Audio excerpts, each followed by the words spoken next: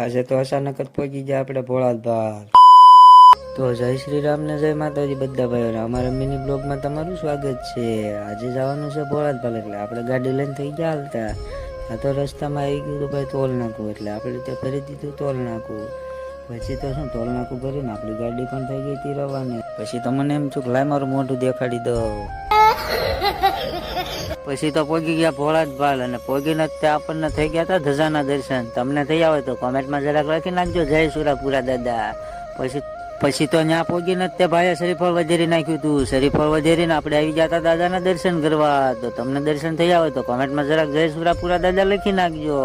પછી તો ભાઈ આપણે દર્શન કરીને આવી ગયા હતા પ્રસાદી લેવા. પ્રસાદીમાં હતું આજે ચા અને ગાંઠિયા. અમે પછી તો આપણે તે પ્રસાદી ને એવું લઈને નીકળી ગયા હતા ઘર બાજુ, કારણ કે હવે જવાનું છે આપણે ઘરે.